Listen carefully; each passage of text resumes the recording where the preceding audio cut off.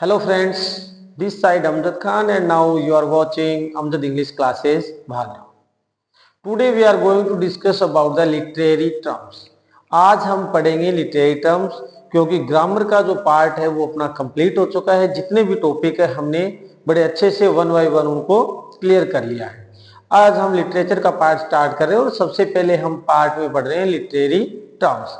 Literary terms पढ़ेंगे जितने भी अपने दिए हुए हैं रीट मेंस के लिए, और उसके अलावा हम क्या करेंगे फिर प्रैक्टिस सेट सॉल्व करेंगे। तो सबसे पहले स्टार्ट कर लेते हैं लिटरेरी टर्म्स। लिटरेरी टर्म्स में सबसे पहले हम पढ़ेंगे सिमिली, मेटाफोर, क्योंकि ये दोनों कंपैरिजन वाले हैं तो उनको एक साथ पढ़ेंगे। सबसे पहले हम डिस्कशन कर लेते हैं सिमिली, यानी इसको किस तरीके से हम डिफाइन करते हैं कि इसमें क्या रहता है, कंपैरिजन रहता है। कंपैरिजन रहता है उसमें हम वर्ड यूज करेंगे लाइक और एज, और कभी कभी हम सो को भी यूज कर लेते हैं। जैसे a comparison between two different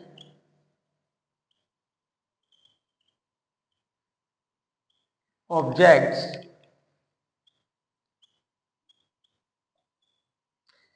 the use of words like, as and so। अब वर्ड्स क्या यूज करेंगे इसके अंदर, लाइक, एज और सो को यूज करेंगे। ये कह रहा है सिमिली क्या है, एक सिंपल कंपैरिजन है, एक comparison between two different objects, यानी डिफरेंट काइंड्स के ऑब्जेक्ट रहेंगे और वर्ड क्या यूज करेंगे इसमें, the use of words like, as and सो।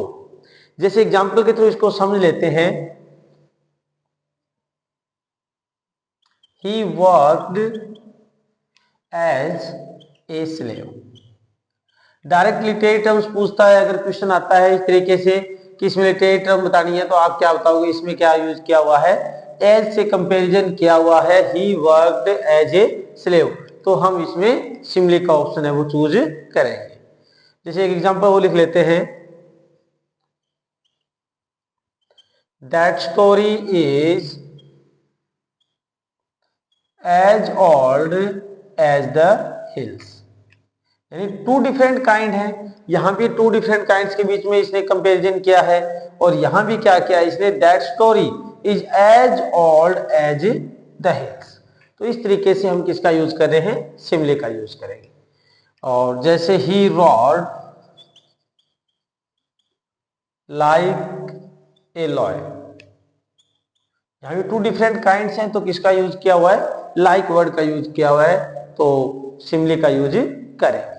अब सेकंड इसके बाद में पढ़ लेते हैं मेटाफोर, और मेटाफोर के अंदर क्या है, कंपैरिजन रहेगा वापस से, लेकिन यहां पर कंपैरिजन में लाइक, एज और सो जैसे वर्ड्स आपको नहीं मिलेंगे, यानी इंप्लाइड कंपैरिजन रहेगा।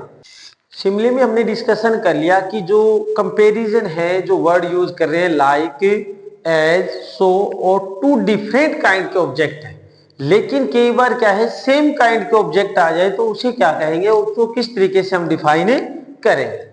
जैसे a comparison between two objects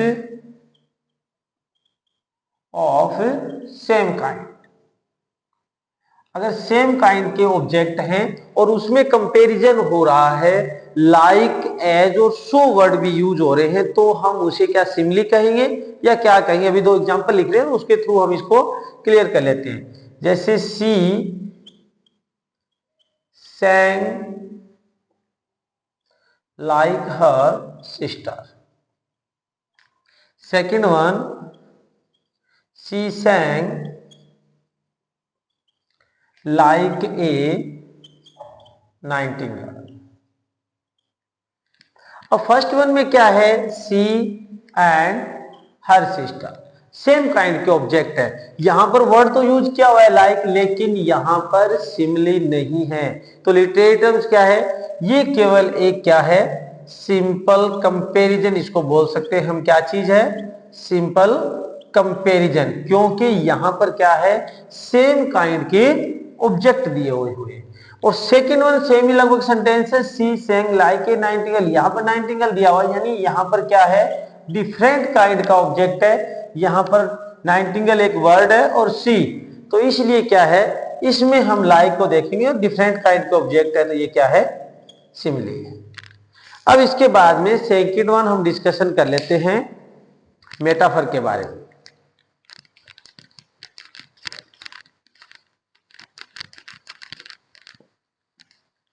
metaphor में क्या रहता है कि कंपैरिजन रहेगा, लेकिन वहां पर हम वर्ड्स यूज नहीं करेंगे, लाइक एज और सो जैसे वर्ड यूज नहीं करेंगे, यानी एक इंप्लाइड कंपैरिजन हम उसको बोल सकते हैं। अब सेकंड वन बात कर लेते हैं मेटाफर की।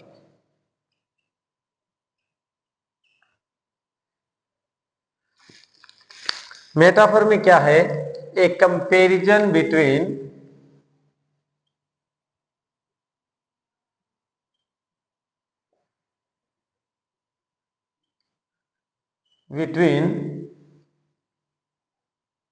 वन ऑब्जेक्ट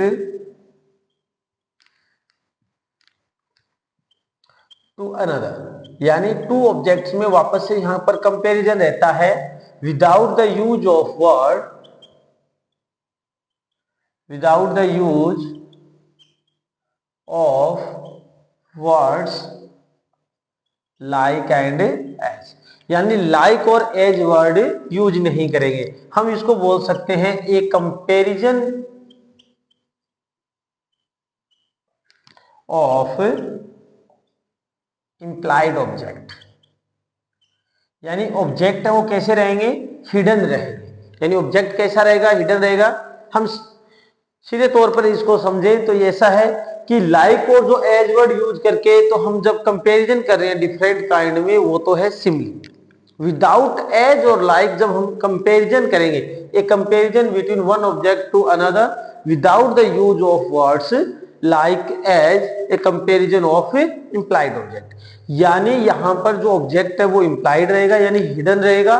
कंपैरिजन करेंगे वापस से, लेकिन लाइक और एज वाले वर्ड यूज नहीं करेंगे। इसको एग्जाम्पल के थ्रू समझ लेते हैं, जैसे ही इज ए लॉयन, जैसे ये लिखा हुआ है ही इज ए लॉयन, कि वह शेर। इट मीन्स हम उसकी तुलना कर रहे हैं। तुलना किससे कर रहे हैं, लॉयन से कर रहे हैं, ही की कंपैरिजन कर रहे हैं, लेकिन हमने लाइक और एज वाले वर्ड यूज नहीं किए। यानी हम बोल सकते हैं वन ऑब्जेक्ट की क्वालिटी को ट्रांसफर कर रहे हैं किसमें, सेकंड ऑब्जेक्ट के अंदर, without the use of words like and as. और जैसे it was a ray of hope, और the camel is the ship of desert.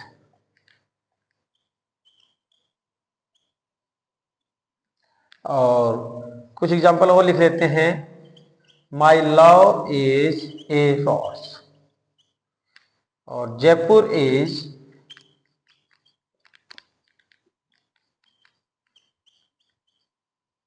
The Paris of India. अब इस तरीके से जो एग्जांपल लिखे हुए हैं देखेंगे यहां पर कि Jaipur is the Paris of India. अब जयपुर के केवल कंपैरिजन कर रहे हैं, पेरिस से कंपैरिजन करें, लेकिन यहां पर हमने एज और लाइक जैसे वर्ड यूज नहीं किए। अगर एज और लाइक जैसे वर्ड यूज कर रहे हैं तो इट मींस वो सिमिली आ जाएगा, लेकिन हम यहां पर पढ़ रहे हैं मेटाफोर, मेटाफोर में कंपैरिजन कर रहे हैं लेकिन ऐसे वर्ड यूज नहीं कर रहे। इसने कहा my love is a rose, comparison कर रहे हैं अपने लव की किसके, रोज से कर रहा है। Camel is the ship of desert, camel की तुलना किससे हो रही है, शिप ऑफ डेजर्ट, शिप से इसकी तुलना कर रहे हैं, कंपैरिजन कर रहा है। अब नेक्स्ट वन हम पढ़ लेते हैं इसमें अलिट्रेशन। अलिट्रेशन क्या है, अलिट्रेशन के बारे में पढ़ लेते हैं। इसमें क्या रहेगा, repetition of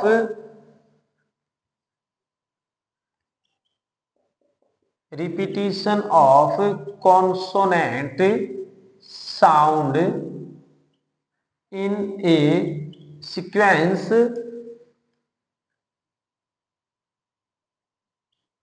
of nearby words, और इसमें क्या रहता है, रिपीटिशन रहता है, रिपीटिशन ऑफ कॉन्सोनेंट साउंड, यानी कॉन्सोनेंट साउंड की रिपीटिशन रहेगी in a sequence of nearby words, यानी जो पास में वर्ड्स हैं, और लगभग ये क्या होते हैं, जो वर्ड्स हैं वो बिगिनिंग एट द सेंटेंस, यानी आपको सेंटेंस के बिगिनिंग में ही मिलेंगे, beginning of a sentence, sentence के बिगिनिंग में मिलेंगे। जैसे एग्जांपल के थ्रू हम इसको क्लियर कर लेंगे। A 5 miles meandering in a mazy motion, और a snake slept under a subway, a sweet sad smile। इस तरीके से क्या रहेंगे, एक सेंटेंस रहेगा जिसमें हमें क्या करना है, केवल ये देखना है अलिट्रेशन है कि नहीं, ये repetition of consonant sound, repetition of consonant sound in a sequence of nearby words, यानी पास के जो वर्ड्स हैं उनको बिगिनिंग ऑफ ए सेंटेंस, यानी सेंटेंस के स्टार्टिंग में अगर कॉन्सोनेंट साउंड है तो अपने टर्म्स क्या है, अलिट्रेशन है उसके अंदर। जैसे हमने यहां पर देखा, इसमें एम दिया हुआ है, यहां भी एम, यानी कॉन्सोनेंट साउंड दिया हुआ है, वापस से इसमें भी क्या है, कॉन्सोनेंट साउंड है। यहां भी देखें हम एस से स्टार्ट हो रहा है, तो ये भी क्या है, अलिट्रेशन रहेगा, क्योंकि कॉन्सोनेंट साउंड इनमें भी आ रहा है ऐसे। अब इसका एक अपोजिट और पढ़ लेंगे, अपोजिट क्या है, एसोनेंस, वो क्या रहेगा, repetition of A vowel sound, यानी कंपैरिजन करके पढ़ रहे हैं, सिमिली और मेटाफर में थोड़ा सा कंपैरिजन था, तो इस तरीके से हम कंफ्यूज नहीं हो, तो उस तरीके से हमने पढ़ा। अब अलिट्रेशन के साथ में हम किसको पढ़ेंगे, एसोनेंस को पढ़ेंगे। अलिट्रेशन क्लियर हो चुका है कि इसमें कॉन्सोनेंट साउंड की क्या रहेगी, रिपीटिशन रहेगी इस तरीके से। जैसे यहां पर ये 5 miles meandering in a mazy motion और snake slept spray sweet sad smile, इस तरीके से रहेगा। अब फोर्थ वन डिस्कशन कर लेते हैं अलिट्रेशन के जस्ट अपोजिट एसोनेंस के बारे में।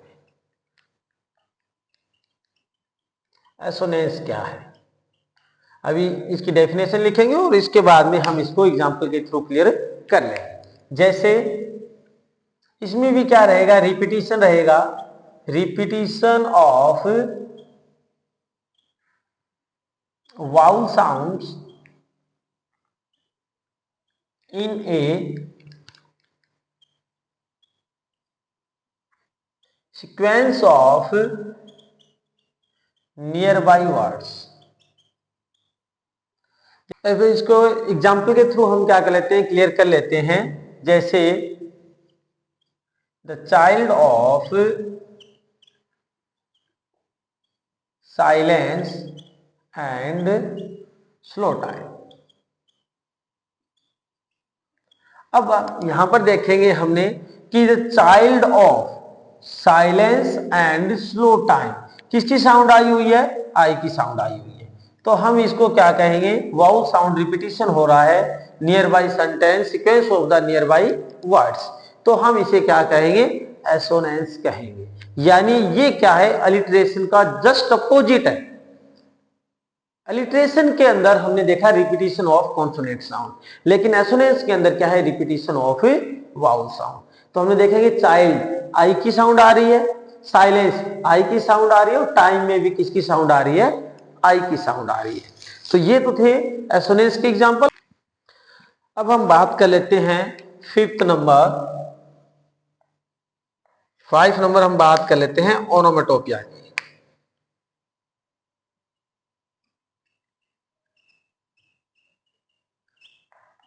ओनोमेटोपिया, ये वर्ड से ही ऐसा कुछ अजीब सा ही नजर आ रहा है, तो इस तरीके से इसकी डेफिनेशन और एग्जांपल भी ऐसे ही है।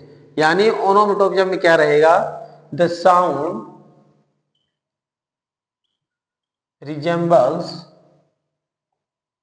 the sense. It is known as onomatopoeia.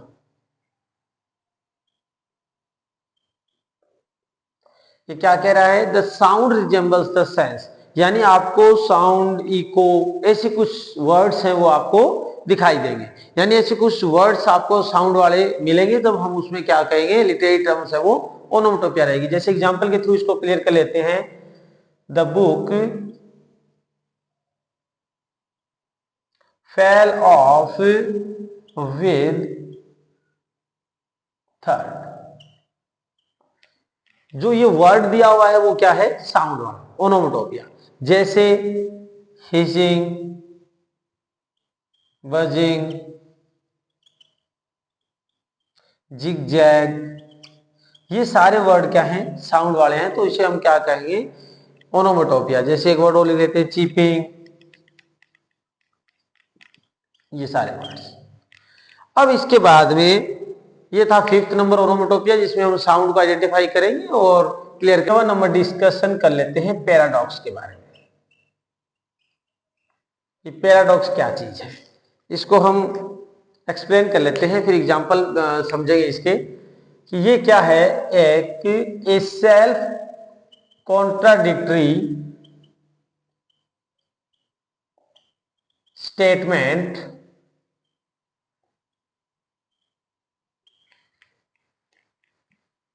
seems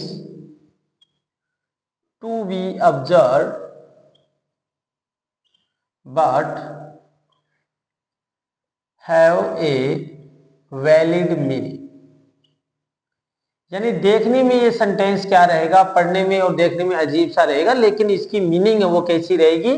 valid meaning, यानी वो ट्रू सेंटेंस रहेगा। जैसे war is peace, war is peace, और the first shall be, the first shall be the last, and the last shall be first.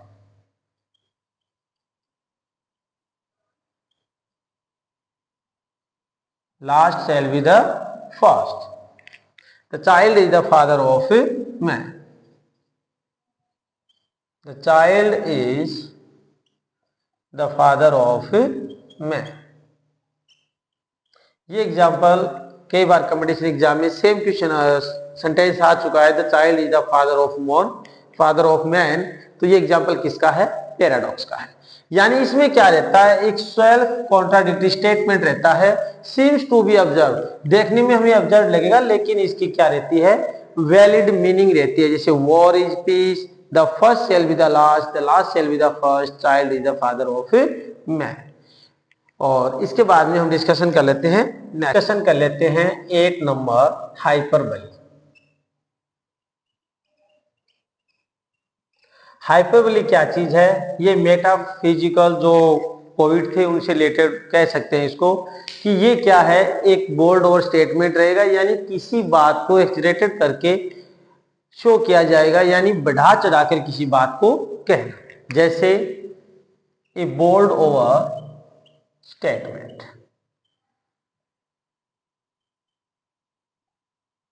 या फिर हम उसको कह सकते हैं एक्सजरेटेड statement,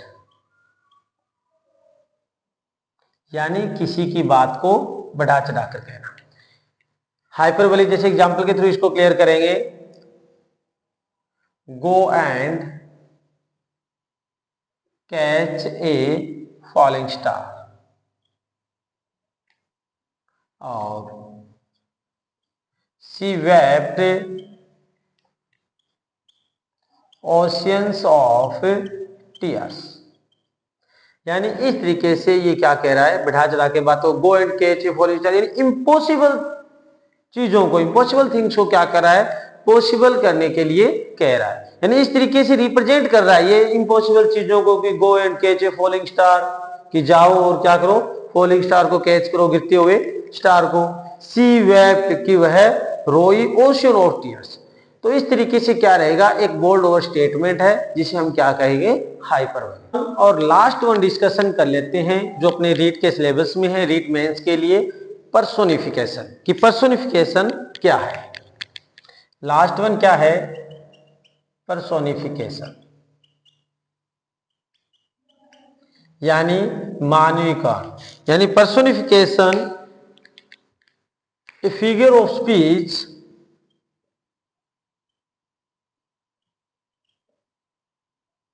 in which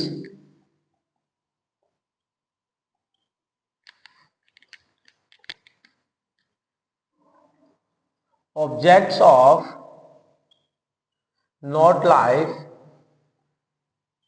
but having the qualities of human beings।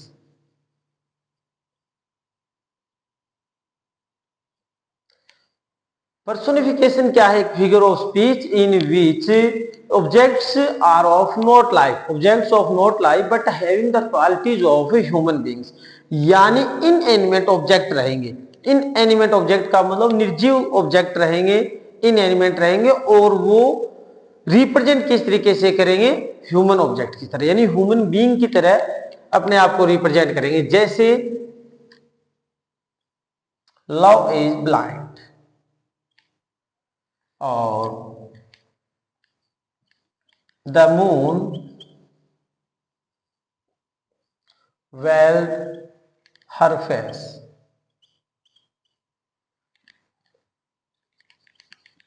Death laid his icy hands on the king। अब यहां पर देखेंगे ये क्या कर रहा है, ह्यूमन बीइंग की तरह इनको रिप्रेजेंट किया गया है।